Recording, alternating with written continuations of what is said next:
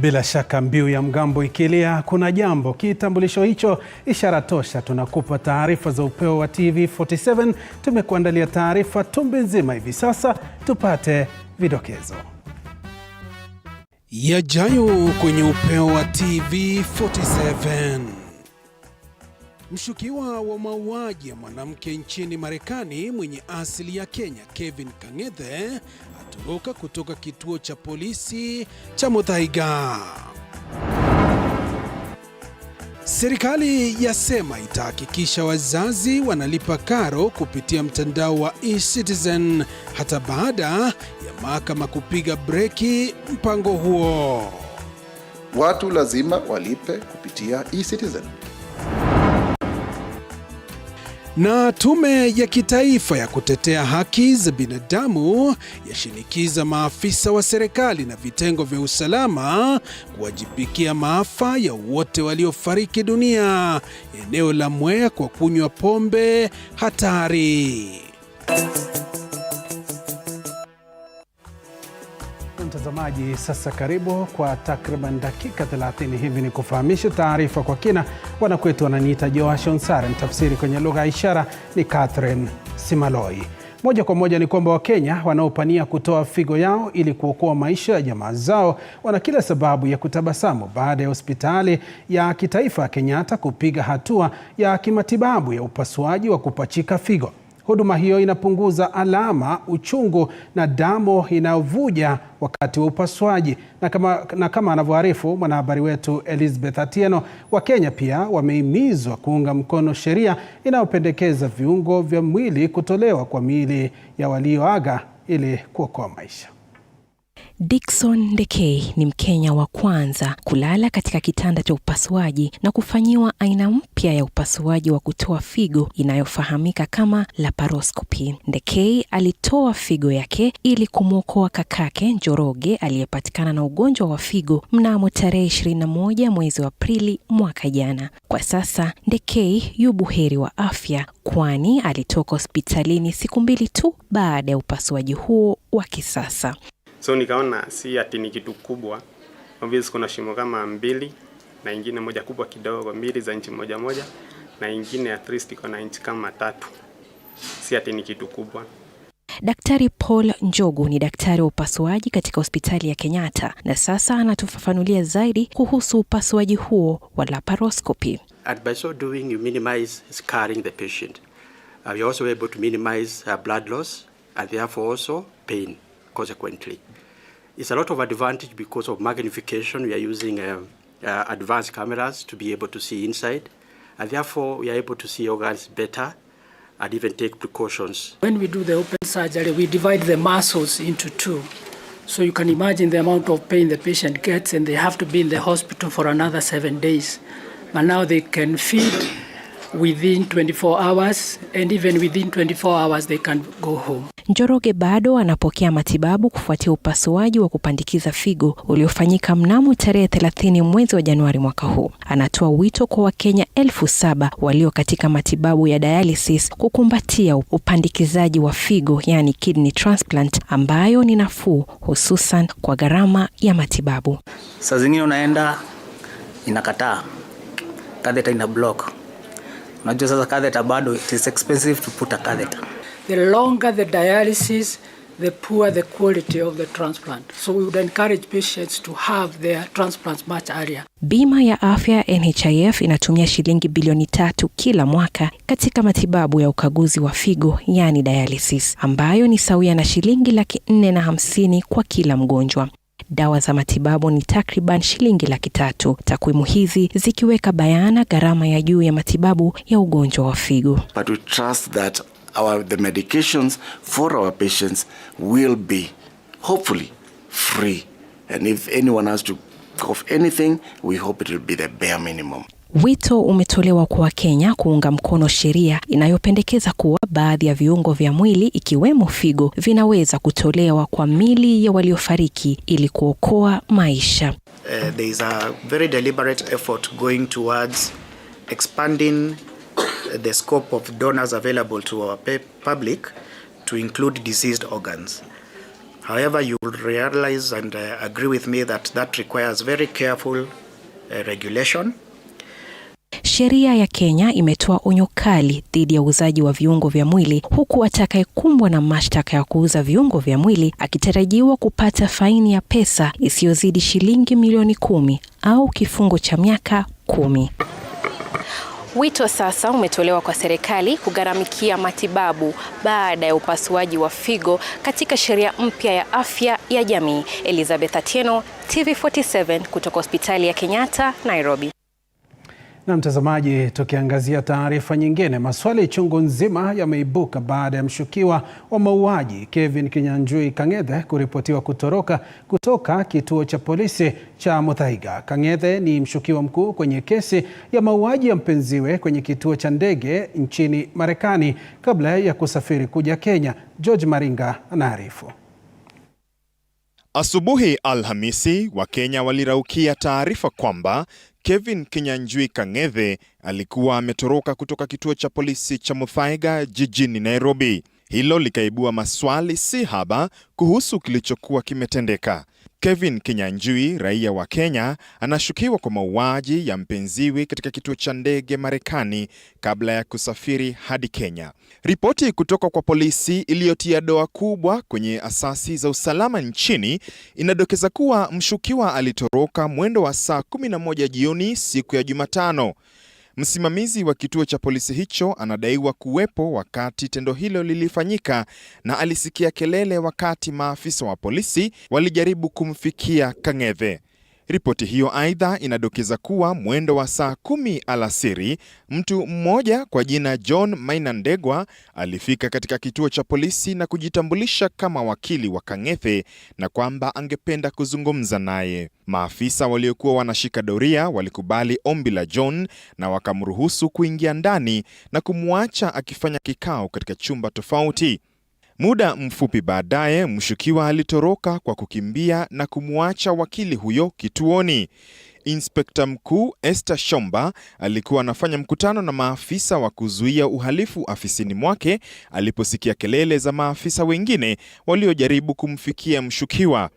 Maji yalizidi unga na maafisa hao wakamfuata Kang'ethe hadi kwenye barabara kuu ya Thika, ila hawakufaulu kumkamata au kumfikia. Jinsi ambavyo Kang'ethe alitoroka mchana peupe kutoka kituo cha polisi ni swala ambalo limewashangaza wengi. Maafisa 4 waliokuwa wanashika doria wamekamatwa huku wakihojiwa kutokana na kisa hicho. Wakili John Maina Ndegwa pia alitiwa mbaroni. Kang'ethe anatuhumiwa kumuua mwanamke mwenye umri wa miaka 31, mzaliwa wa Kenya anayeishi Whitman, Massachusetts, ambaye mwili wake uligunduliwa ndani ya gari katika uwanja wa ndege wa Boston Logan mnamo Novemba mwaka jana. Kufuatia kukamatwa kwake Nairobi, Kang'ethe aliwasilishwa mahakamani. Maafisa wa upelelezi walipewa siku 30 kumzuilia hadi kuamuliwa iwapo atarejeshwa Marekani ambako anasakwa kwa tuhuma za mauaji. George Maringa, TV47, Nairobi. Na shukran George Maringa kwa taarifa hiyo. Tume ya kutetea haki za binadamu nchini inaitaka serikali kuwachukulia hatua kali maafisa usalama wa eneo la Kangai, kaunti ya Kirinyaga kwa kile ambacho wamekitaja kama utepetevu kazini. Hii ni kufuatia vifo vya watu 13 waliokuwa wamebugia pombe haramu katika eneo hilo. Uchunguzi nao umeshika kasi katika kisa hiki ambacho kimewaacha baadhi ya wakazi vipofu. Ni kisa ambacho kilisababisha vifo vya zaidi ya watu 10 eneo hili la Kangai lililoko Mwea, kaunti ya Kirinyaga. Hivi leo mashirika ya kutetea haki za kibinadamu yamejitokeza kukashifu maafisa wa usalama eneo hilo. Did this man have a permit, business permit? This is squarely in the hands of the county government. Our investigations have shown a mixed sort of response, where the county government has said they have not licensed him, but the man has claimed that he was licensed and had some kind of papers.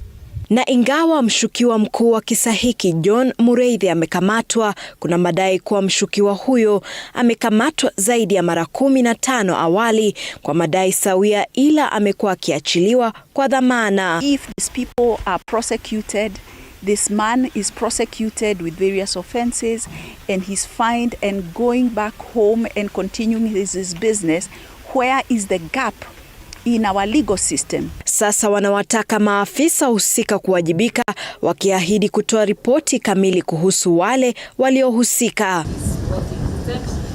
Kewe naibu rais Dorcas Rigathi naye ameapa kuchukua hatua kali dhidi ya wanaouza pombe hizi haramu. Registrating very serious laws that will be able to mitigate for this. I'm willing to mobilize and make sure that we are not losing our men. Mshukiwa mkuu atasalia korokoroni kwa siku 20 huku uchunguzi ukiendelea. Sheila Chelangat, runinga ya TV47. Huku mzozo ugavi wa rasilimali kati ya serikali kuu na kaunti mbalimbali ukizidi kutokota, mwenyekiti wa kamati ya fedha katika baraza la magavana Fernandez Barasa sasa amezitaka kaunti kubuni hatua za kujenga rasilimali zao wenyewe ili kupunguza mzigo wa serikali kuu. Akizungumza kwenye mkutano na baadhi ya wafanyikazi wa kaunti ya Kakamega, gavana Barasa amesema kaunti zinapitia changamoto si haba, hususan baada ya kuridhi madeni ya mamilioni ya pesa yanayosababisha ugumu wa kuwalipa wafanyikazi. Barasa amesema hatua ya serikali kuu kutundika mzigo wa kufanyia mashine za afya marekebisho katika kaunti kutaathiri pakubwa sekta ya afya ambayo imekuwa ikiyumbayumba hivi sasa. Let us do what we need to do. Let us enhance areas which can give us more revenue. And then at the end of the day, I'm very sure we are going to have a county that is sustainable. We are struggling with the wage bill. We came around when it was 42%. Right now we are moving almost to 45%. Of course, operationally. We cannot every month be spending over 70% of our revenues on staff emoluments. It is not sustainable. And that is why this is the only way. From the next financial, in fact, not even next financial year, from April, we are now getting on board medical equipment which was being serviced by the national government. It is now going to be an additional bill to us, almost 300 to 400 million extra that was not in our budget. We can only survive by doing things anew. Tuangazie taarifa nyingine. Serikali imesisitiza kwamba itaendelea na mpango wake wa kulipisha karo kupitia mtandao wa eCitizen licha ya pingamizi kutoka kwa wahusika tofauti. Msemaji wa serikali Isaac Mwaura anasema kwamba serikali itakata rufaa kupinga amri ya mahakama kuwa mpango huo usimamishwe kwa muda. Paul Kirobi anatuarifu zaidi. Mfumo mpya wa ulipaji wa karo kupitia mtandao wa eCitizen umeanza kuleta kizungumkuti na kuzua mvutano kati ya serikali na wazazi, hatua ambayo huenda kawagonganisha walimu na wazazi. Atakayejipata matatani hapa ni mwanafunzi. Serikali inasema kwamba mfumo huo utaendelea kama ilivyopangwa, japokuwa mahakama kuu imesitisha kwa muda mfumo huo kuanza kutumika. Msemaji wa serikali Isaac Mwaura anasema kwamba wanaopinga mpango huo ni watu wenye nia kusambaratisha mipango ya serikali. Hilo sio jambo ambalo tunafaa kuwa tunalifikiria hata kidogo. La hasha. Watu lazima walipe kupitia eCitizen. Na wale makatela ambao wanakimbia, wanakwenda kotini kupata order, hatutachoka. Kwa sababu tukishakuwa na single treasury account moja hivi, na pia watu walipe kupitia mfumo wa 222, serikali itajua ni pesa ngapi zinaingia kila siku.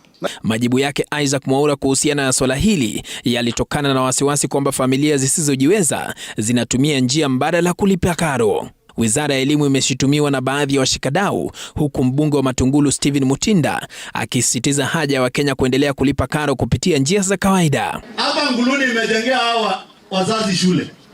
Kuko na headmaster. Kuna mzazi ambaye hana payslip, anachukua kondoo yake anapelekea administrator hapa. Hiyo kondoo itaingia e-citizen namna gani? Naye mbunge wa Matungu Oscar Nabulindo pia ameikosoa mfumo huo na kusisitiza kwamba wanafunzi wengi huenda wakakosa kupata masomo. 98% of my voters hawana simu, leave alone smartphone. Hawana ile simu hata ile ya mulika mwizi. Mahakama Kuu ilifutilia mbali kwa muda barua ya katibu katika Wizara ya Elimu Belio Kipsang ikiwahitaji wazazi kulipa karo kupitia eCitizen. Paul Kirobi, TV47, Nairobi. Tuangazie taarifa nyingine. Rais William Ruto na waziri mkuu mwenye mamlaka ama waziri wa Japan Fumio Kishida wametia sahihi mikataba kadhaa ya maelewano yenye lengo la kuboresha ushirikiano kati ya mataifa haya mawili. Mradi wa Dongo Kundu na daraja la Mombasa limepata ufadhili wa shilingi bilioni 260. Kenya vilevile imepata mkopo wa bilioni 30 kutoka kwa benki ya Japan zitakazotumiwa kununua vifaa tofauti. Kenya imeweza kupata ufadhili maalum au bondi ya samurai ya miaka 10 kusimamia miradi kadhaa ya maendeleo ikiwemo Wakawi. Mataifa hayo mawili yalitia sahini mkataba wa kudumisha usalama. The biggest debate we have today in the world, the biggest conversation we have today in the world is a conversation about climate change. What floods are doing to our world, drought, and everything in between. And it was brought about by energy. Energy is what brought us to